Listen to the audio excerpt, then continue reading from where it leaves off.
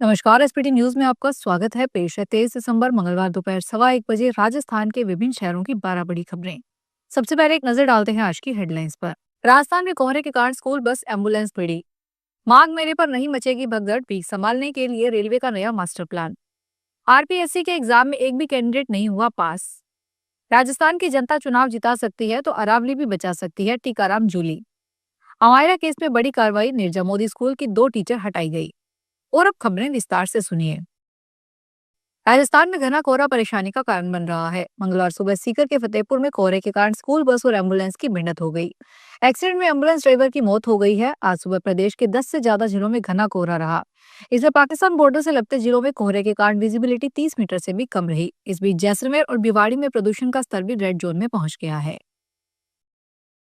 तीर्थराज प्रयाग में आयोजित होने वाले माघ मेले को लेकर श्रद्धालुओं की सुविधा और सुरक्षा सुनिश्चित करने के लिए रेलवे ने भी अपनी तैयारियां तेज कर दी है। पहली बार माघ मेले में कलर कोड आधारित टिकटिंग सिस्टम अपनाया जाएगा, जिससे यात्रियों की आवाजाही को व्यवस्थित किया जा सकेगा। इस नई व्यवस्था के तहत यात्रियों को दिए जाने वाले टिकट का रंग उनके यात्रा मार्ग को दर्शाएगा।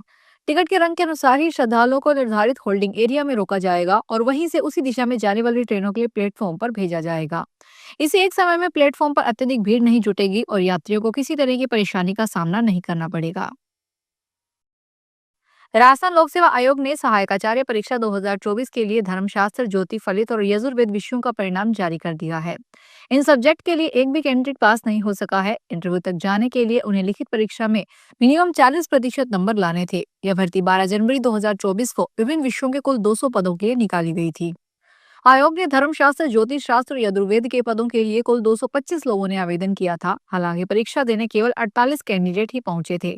ये भी 40% अंक नहीं ला सके। राजस्थान में नेता प्रतिपक्ष टीकाराम जूली ने कहा कि राजस्थान की जनता भोली है, चुनाव जिता सकती है, लेकिन इतनी ताकतवर भी है कि अरावली को बचा सकती है। वन मंत्री के खुद के मंत्रालय ने अरावली की पहाड़ी 100 मीटर तय करने के लिए कोर्ट से सिफारिश करवाई। इसलिए कह रहा हूं कि बीजेपी के नेताओं ने डेथ वारंट पर साइन किया है, पूरी बीजेपी को भुगतना पड़ेगा।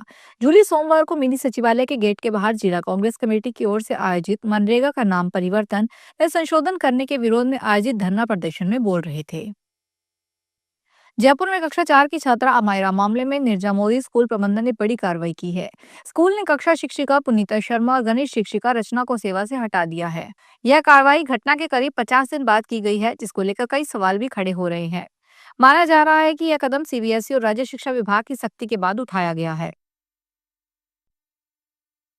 जयपुर के क्रिकेट प्रेमियों के लिए एक बड़ी खुशखबरी है। पिंक सिटी एक बार फिर देश के दिग्गज क्रिकेटरों के रोमांचक मुकाबले की साक्षी बनने जा रही है। रोहित शर्मा सोमवार देर रात 11:30 बजे जयपुर एयरपोर्ट पहुंचे। रोहित शर्मा की फ्लाइट डिले होने को हो गई थी। इन्हें 10 बजे पहुंचना था। रोहित के साथ महाराष्ट्र के साथी प्लेयर शार्दुल ठाकुर भी मौजूद रहे। विजय हजारे ट्रॉफी के सी ग्रुप के मुकाबले की मेजबानी इस बार राजस्थान क्रिकेट संघ को मिली है। टूर्नामेंट का आयोजन 24 दिसंबर से 8 जनवरी तक जयपुर में किया जाएगा। राजस्थान के मुख्यमंत्री भंजनलाल शर्मा आज मेड़ता दौरे पर रहेंगे। इनके साथ केंद्रीय कृषि मंत्री शिवराज सिंह चौहान भी होंगे। भाजपा के दोनों बड़े चेहरे मेड़ता में प्रदेश स्तरीय किसान सम्मेलन में शिरकत करेंगे। नेताजी के आगमन को लेकर पुलिस और प्रशासन ने सभी तैयारियां पूरी कर ली है। दौरा सफल बनाने के लिए सभी अधिकारी जुटे हुए हैं। मुख्यमंत्री हेलीकॉप्टर से दोपहर 12:05 पर मेड़ता के डांगावास स्थित हेलीपैड पर पहुंचेंगे। यहां से 1 बजे किसान सम्मेलन में शामिल होंगे। मेड़ता में किसान सम्मेलन की बड़े स्तर पर तैयारियां की गई है। आपको बता दें कि इससे पहले भी 3 बार मुख्यमंत्री का प्रस्तावित मेड़ता दौरा टल चुका है। नए साल के स्वागत को लेकर जोधपुर और आसपास की जगहों पर घूमने के लिए इन दिनों बड़ी संख्या में देश विदेश के पर्यटकों के आने का सिलसिला जारी है। ऐसे में पर्यटकों की सुरक्षा को लेकर पुलिस की जिम्मेदारी भी महत्वपूर्ण हो जाती है। इसी को ध्यान में रखते हुए पुलिस की ओर से एक नई पहल की गई है। पुलिस कमिश्नर ओम प्रकाश के नेतृत्व में पुलिस अब टूरिस्ट की सुरक्षा के लिए ब्लू गार्ड पोर्टल शुरू करने जा रही है। इसके तहत जोधपुर में घूमने आने के लिए पर्यटक अपनी समस्या लिख सकेंगे और किसी भी आपात स्थिति में होने पर मदद भी मांग सकेंगे। केंद्रीय कारागृह अलवर में विचाराधीन बंदी के पास से मोबाइल फोन और एक सिम कार्ड बरामद किया गया है। जेल प्रशासन की ओर से तलाशी के दौरान ये मिला। कोतवाली अलवर में एफआईआर दर्ज कर कानूनी कार्रवाई शुरू कर दी गई है। बंदी के कपड़ों की थैली से एक मोबाइल फोन बरामद हुआ है। इसमें एयरटेल कंपनी का सिम कार्ड लगा हुआ है। मोबाइल फोन का मॉडल केचड़ा S27 बताया गया है। मोबाइल फोन की बरामदगी की प्रक्रिया का मौके पर वीडियो भी बनाया गया है। रिटायरमेंट के 10 महीने पहले बार बार ट्रांसफर से परेशान जालोर के जिला और सेशन न्यायाधीश दिनेश गुप्ता ने सुप्रीम कोर्ट में याचिका लगाई है। इसमें उन्होंने अपने ट्रांसफर आदेश को रद्द करने की गुहार लगाई है। सुप्रीम कोर्ट ने गुप्ता की गंभीर सेहत के कारण जयपुर में निरंतर इलाज चलने, रिटायरमेंट में मात्र 10 महीने बचने और टीचर वाइफ के रिटायरमेंट में भी कम समय होने का हवाला दिया है। साथ ही हाईकोर्ट की एक्टिंग चीफ जस्टिस को जज गुप्ता की रिपोर्ट पर 2 हफ्ते में सहानुभूतिपूर्वक विचार करने को कहा है। उदयपुर सलूंगा थाना पुलिस ने ट्रांसफार्मर से कॉपर चोरी के मामले में 2 आरोपियों को गिरफ्तार किया है। इनमें घटना में उपयोग ली गई कार सहित चोरी का सामान बरामद किया गया है। थानाधिकारी हेमंत चौहान ने बताया कि आरोपी शंकर पिता कालूजी मीना और हेमराज पिता धुलाजी मीना निवास बनोड़ा सलूंबर को गिरफ्तार किया गया है। मामले में अन्य आरोपियों की तलाश जारी है। पुलिस ने विद्युत अधिनियम के तहत मामला दर्ज करके आरोपियों की तलाश शुरू कर दी है। टीम को 2 संदिग्धों के बारे में सूचना लगी, जिनसे सख्ती से पूछा गया तो उन्होंने चोरी करना कबूल किया। आरोपियों से पूछताछ जारी है, जिसमें और भी वारदातों के खुलासे होने की संभावना है।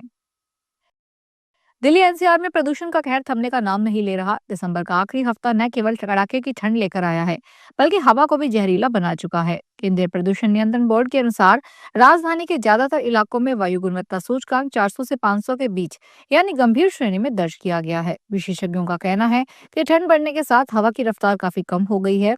जब हवा नहीं चलती तो धूल और धुएं के कण वातावरण में नीचे जमा हो जाते हैं, जिसे स्मोक की चादर बन जाती है। फिलहाल इस बुलेटिन में इतना ही, फिर हाजिर होंगे बड़ी खबरों के साथ।